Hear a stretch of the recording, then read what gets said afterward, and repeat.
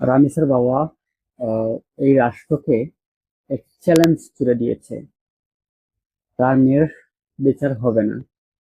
আসলে সেই চ্যালেঞ্জে দেশ হারবে নাকি রামিসার বাবা হারবে, কি মনে করেন আপনি? দুঃখ ক্রান্ত নিয়ে আসলে আজকের এই আহ, যে ভিডিও বার্তায় আসছি আমি। আপনারা বিচার করতে পারবেন?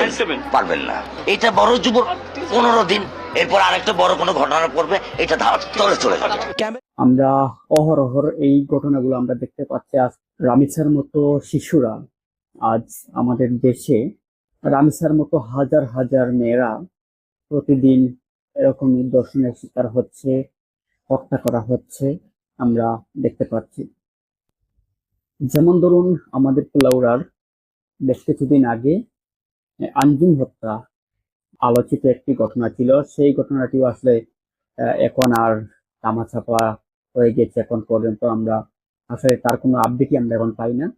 রামিসার বাবা বলেছেন যে এই ঘটনা কোনো বিচার সে পাবে না এবং সে বিচারও চায় না। কারণ রাষ্ট্রের এই কারণ একটি ঘটনা সর্বোচ্চ 15 দিন থাকে, তারপরেই কিন্তু আর সেই ঘটনার ধামাচাপা হয়ে যায়। তার বাবা কান্না যেহেতু থমকে, সেই ভিডিওটি আমার চোখের সামনে ভাসতেছে। আজ কেন আমি আসলাম, আসলে সচরাচর এরকম কোনো ভিডিও বার্তায় আসা হয় না। তারপরেও আমার নিজের বাতিজি, আমার আহ বোনরা রয়েছেন, আশপাশে যে ছোট্ট ছোট্ট বোনরা রয়েছেন, তারা স্কুল কলেজ মাদ্রাসায় যায়। আসলে তারা কতটুকু নিরাপদ আমাদের দেশে?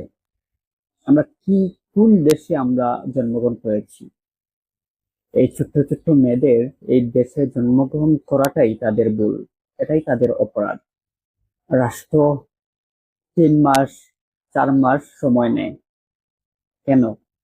আমাদের দেশে যদি হত্যা এবং ধর্ষণের শাস্তি প্রকাশ্যে দেয়া হতো, তাহলে এরকম ধর্ষণ হতো না, মায়ের কুল খালি হতো না।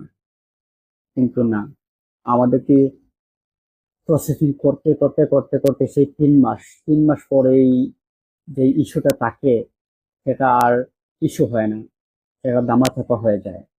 রামিসার বাবা যে কথাটি বলেছেন, রাষ্ট্র কি তার বিচার করতে পারবে? রাষ্ট্রকে সেই চ্যালেঞ্জটা নেওয়া উচিত।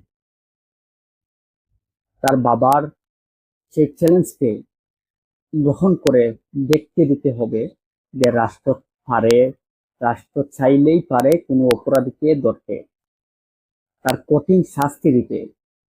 আমরা দেখেছি একজনকে ধরা হয়েছে, শুধু এই রামিসা না, এই দেশে যারাই এই হত্যাকাণ্ডের সাথে জড়িত এবং এই ধর্ষণের সাথে জড়িত, তাদেরকে আইনের আওতায় এনে কঠিন থেকে কঠিন শাস্তি দেওয়া হোক।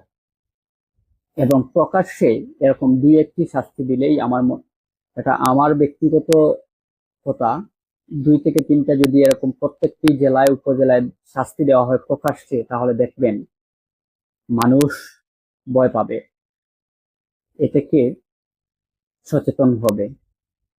আমরা চাই আমাদের এই ছোট্ট ছোট্ট মেয়েরা যারা রয়েছে,